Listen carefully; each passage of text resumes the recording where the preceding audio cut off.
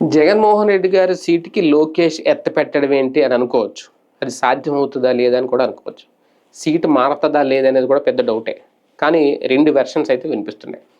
నియోజకవర్గాల పునర్విభజనలో భాగంగా ఖచ్చితంగా పులివెందుల సీటును రిజర్వ్డ్ స్థానంగా మారిస్తే 100% 100% పులివెందుల సీట్ అయితే జగన్మోహన్ రెడ్డి గారికి దక్కదు. అప్పుడు ఆయన కడప జిల్లాలోనూ ఇంకో సీట్ ఎంచుకోవాలి.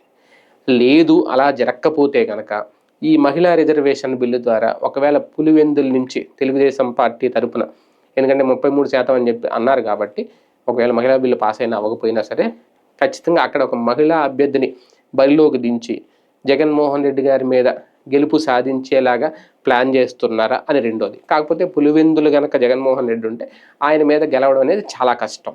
లేదు పరిస్థితులు మారు, సింపతి పెరుగు, ఆయన మీద వ్యతిరేకత పెరుగు, ఒక మహిళా అభ్యర్థి కనుక అక్కడ తెలుగుదేశం పార్టీ నుంచి గెలుపొందితే భవిష్యత్తులో ఖచ్చితంగా జగన్మోహన్ రెడ్డి గారు ఏం చేస్తారు, ఎలాంటి నిర్ణయం తీసుకుంటారని చూడాలి. కానీ ఇక్కడ నియోజకవర్గాల పునర్విభజన విషయంలో మాత్రం అది ఖచ్చితంగా జనాభా ప్రాతిపదికన జరగాలి, జరుగు తీరుతుంది అని చెప్తున్నారు. ఇప్పటికే జనాభా లెక్కలు కూడా మొదలయ్యాయి కాబట్టి అదే కనుక జరిగితే జగన్ సీటు మార్చే ఆలోచనలో ప్రభుత్వం ఉంది.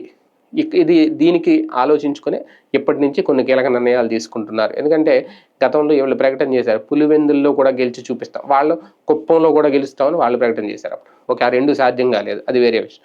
కానీ ఇప్పుడు అధికారంలో ఉన్నారు కాబట్టి, 3 పార్టీలు కలిసి ఉన్నాయి కాబట్టి, ఇంకా కలిసే కొనసాగుతాం అంటున్నారు కాబట్టి, ఒకప్పుడు బలమైన ప్రత్యర్థి, ఇప్పుడు కూడా 40% ఓటు బ్యాంక్ ఉన్న బలమైన ప్రత్యర్థి జగన్మోహన్ రెడ్డి.